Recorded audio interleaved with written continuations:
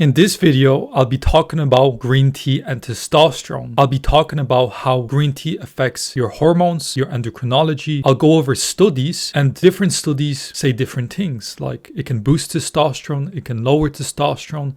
I'll explain to you why that is, and I'll be going over why maybe you experience positive effects from green tea, and I'll explain to you why that is, and I'll show you what to do, what not to do, and everything when it comes to green tea. So let's get into it. So green tea is a very popular beverage that a lot of people consume.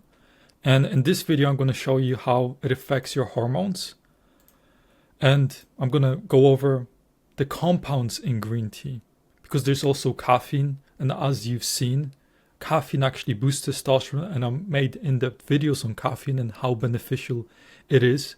There's other things like L-theanine, and I'll go over all of those things later in the video. So that being said, let's get into it. So let's get into the first study. So in this particular study, male rodents were injected with the principal catechin of green tea, and 8 days into the study, their testicle size has reduced by 10 to 20%. When your testicles get smaller, that's a bad thing. It's the same reason why men who inject testosterone, their testicles decrease, because their own production of testosterone has decreased. This is one way to gauge whether a certain protocol is boosting or lowering your testosterone. You can see whether during a certain period of time in your life, you can literally gauge if you have a sharp eye to it, if your testicles are getting bigger or smaller. It will tell you a lot about your testosterone.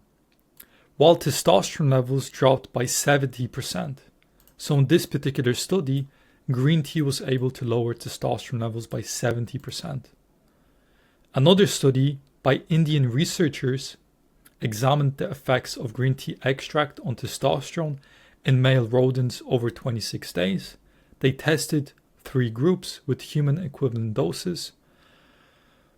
1, 5 cups a day. It reduced testosterone levels by 25%.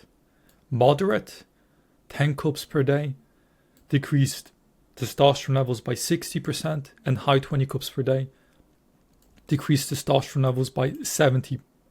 So it's a very linear pattern. The more green tea you consume, the worse it is, right? But most people don't consume 10 cups or 5 cups a day, right? But if you're doing it on a consistent basis, let's say you have 1 or 2 a day consistently, that will cause a lot of issues. In this study, green tea reduced testes weight, so testicle the weight, decreased both sperm count and mobility, reduced testosterone, FSH, and LH levels, so follicle stimulating hormone and LH, luteinizing hormone. Then this study examines the effects of P60, a green tea extract rich in catechin, so the same thing as here, on male rats, endocrine systems and its inhibitory effects on aromatase activity. So during the study, they developed goiters, so issues with their thyroid, significantly reduction in body weight, testicle weight, and prostate gland weight were observed. Plasma thyroid stimulating hormone TSH levels were elevated, which means a bad thing. When your TSH increases, that's not good. The ultimate goal is low TSH, high thyroid hormones, and then luteinizing hormone testosterone levels increased, specifically in this zone. So I have more on how green tea increases in a bit, and I'll go over exactly what that means.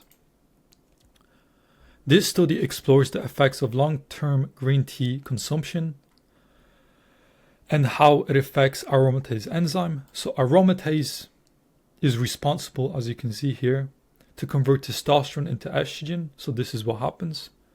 So it looked at how that happens, and this goes back to how being a proper body fat percentage will benefit your endocrinology. If you're above 15% body fat, you have more aromatase activity, but that's another topic for another day. And this shows how long-term green tea consumption increased aromatase enzyme activity in adipose tissue by 318.5%, and then visceral, so subcutaneous and visceral adipose tissue expression increased by 285%. So green tea will drastically convert your testosterone into estrogen. In this study, green tea may pose risk, especially in context of involving fertility. So if your goal is to have a baby with a woman, or this is the same for women if they're trying to have a baby, stay away from green tea. Another study, both green tea extract and EGCG are potent inhibitors of testosterone production by leydig cells acting through multiple mechanisms. So there you go. Then another study demonstrates that it does not appear to significantly impact testosterone levels or biochemical markers. So this study doesn't say anything. In this study, both green tea and black tea exhibited protective effects on male reproductive health. Black tea was found to be more effective than green tea in reducing reproductive damage, improving sperm quality, and enhancing testosterone production. So there you go. You have a study that says that green tea is good for you.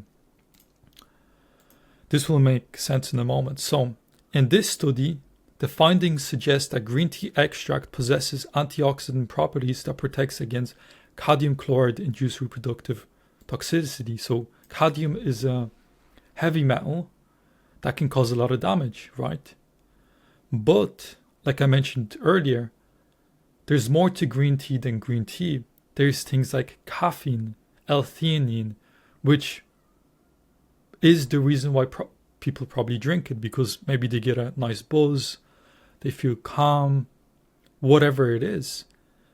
And caffeine is the reason, because when you look at individual studies, for example, caffeine, and I mentioned this in the previous caffeine video, caffeine improved sperm quality, increased steroidogenic enzyme activities, and reduced oxidative damage in the testes. Coffee drinkers have been found to have lower cadmium in tissues. So it's exactly the same. So it's not the green tea that's lowering the cadmium toxicity, it's the caffeine. Same with the antioxidant properties, it's to do with the caffeine. Coffee making removes heavy metals from water, I think they do. And overall, when it comes to heavy metals, one of the key factors for heavy metal detoxification is by increasing the metabolic rate, allowing the liver to detoxify you from heavy metals, so fueling the liver. Caffeine has been shown to increase the metabolic rate and improve thyroid hormones and things like that. So a lot of it is rooted from caffeine, because as you can see, I'll show you now. This clinical trial provides evidence that decaffeinated green tea extract, so this is compound, this is green tea without caffeine, can significantly increase estrogen levels in healthy postmenopausal women. So the benefits that you do get from green tea, if you do get any, is from caffeine, L-theanine, which the link is here, I'll show you now. And let's say you have a study that increases testosterone levels. In one of the studies, it was one of these, or this one. It's mentioned how it increases TSH, increases stress hormones, but yet it increases LH and testosterone. Why is that? Why is it lowering all the protective things, right? It reduces testes weight, which is a clear sign of there's something wrong. It lowers thyroid hormones, but yet it increases luteinizing hormone testosterone. How does that work? I thought testosterone can only be high when protective hormones are high. And this is your answer. And this is why there's more to your blood work than just looking at, oh, I have high testosterone, I must be good. Testosterone can be high due to two reasons. It can be due to this path, it's causing this, or due to this path. In this study, testosterone increased, but stress hormones increased as well. And this is the reason. If stress is high, testosterone on paper can be high as well, but stress hormones with it will be high as well, because estrogen is like an alarm system during stress. So body's producing a lot of testosterone so it can be converted into estrogen and fuel that stress system. So that's the case for that. So yeah. Let's get into the 2 compounds that we do find in green tea that are quite beneficial. And most people that do drink green tea and like drinking it, I recommend that you give these 2 compounds a try on their own without drinking the green tea, and you'll notice probably better benefits, and you'll get that feeling that you were getting from drinking green tea, because that calm feeling or that little caffeine energy boost is from caffeine and L-theanine. L-theanine is a very nice compound. It has like a very smooth, calm effect, and caffeine boosts the metabolic rate. So it energizes the cell, allowing you to relax the body, because even calm your mind, because rest requires energy. Stress, tension, anxiety is due to lack of energy, because it's tense. This is why dead people, for example, they're stiff. So caffeine, I made an in-depth video here about it. So caffeine, vitamin like nutrient, and I go over all of these things. And yeah, so caffeine and L-theanine are the protective compounds in green tea that can be taken separately. L-theanine, you can find whatever supplement you'd like. Just be careful with the ingredients that it's pure L-theanine, and I'll explain to you why in a moment. Is mainly used to enhance cognitive function, reduce anxiety, and improve sleep quality. Theanine has been shown to increase dopamine concentrations in the rat brain in a dose-dependent manner. And as we know, anything that boosts dopamine boosts testosterone levels and thus lowers serotonin. A dose of L-theanine, 200 milligrams per day, is perfect. You can take it before you go to sleep. You can take it in the morning with your coffee. You can take it as a pre-workout. It's quite a nice supplement. But just one thing I want to underline. You may be watching my videos because you're healthy, but you're just sharpening your axe. You're trying to improve some areas. Some people are watching my videos from a point of desperation, and your health is messed up. And when your health is messed up, your thyroid hormones are probably low.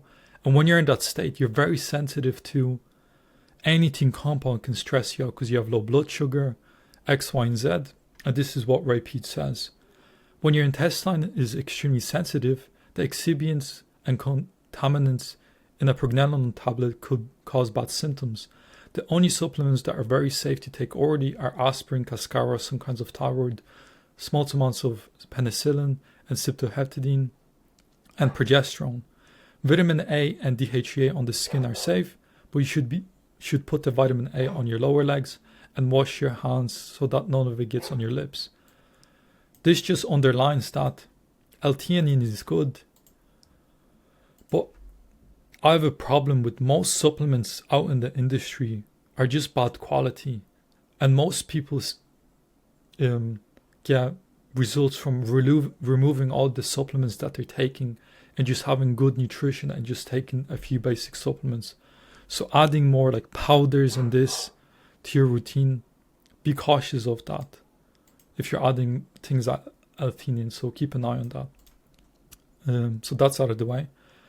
And this is just things that I mentioned in the caffeine study, but in a rodent study it was noted that a signal caffeine administration was able to increase 5-alpha reductase activity by 30% by an unknown mechanism.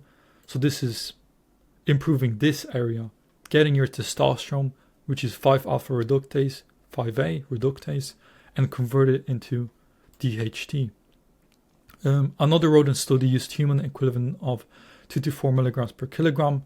If you weigh 100 kilograms, that's 2 to 400 milligrams of caffeine. and noted up to 57% higher DHT levels, which is very good. Caffeine at doses of 5 and 25 milligrams per kilogram improved sperm quality, increased steroidogenic enzyme activities, and reduced oxidative damage in the testes. So that's huge. That's 500 milligrams to, if you weigh 100 kilos, that's 500 milligrams to 2,500 milligrams per kilogram. And this reminds me of what I mentioned in the caffeine study, how Brad Pitt would drink like 20 to 40 cups a day. I know Napoleon drank a lot of coffee as well. So coffee is very beneficial. Just watch that video if you consider taking much caffeine, because I know there's people out there, oh, if I take 500 milligrams and increase my testosterone by this, what if I take 10 times that? Will I have 10 times more? It doesn't work like that. And temperance is the key. This goes back to righteousness, right? I've worked with a lot of individuals and I've seen a lot of things like people see, oh, if this benefits me, let me take 10 times of that, because they lack temperance and they're that can cause most issues. And I've seen people cause even more problems to themselves than benefits. So follow temperance. Yeah. So then this study showed that 4 milligrams per kilogram of caffeine taken 1 hour before exercise was able to raise testosterone levels by 12% in athletes when compared to placebo. So yeah, this is it when it comes to green tea and testosterone. And if you like drinking green tea, whether it's boba tea, when you have a bunch of sugar in it, which sugar is fine, tapioca, which is a starch, which fuels the metabolic rate, you maybe have some milk in it if it's boba. I think the benefits are not from the green tea, it's from the sugar, which helps to convert T4 into T3, which fuels the metabolic rate, increases cell respiration. Then you have caffeine in there, L-theanine.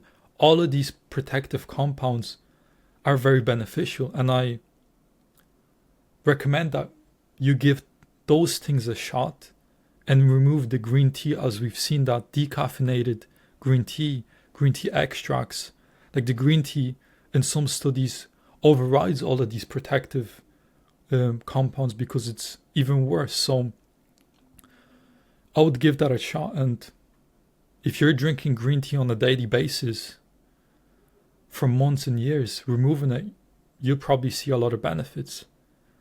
And look, if you have a green tea once in a blue moon, nothing's going to happen to you. It's dose that kills. It's what you do consistently on a daily basis. If you're having green tea extract in your daily supplement, if you're having like these green tea extracts and whatever, green tea extract, perfume, whatever it is, things that you're doing on a consistent basis, that's what's going to cause the damage. If you do it once in a blue moon, nothing will happen. So yeah, that being said, hopefully you enjoyed this video, and yeah, I'll see you in the next.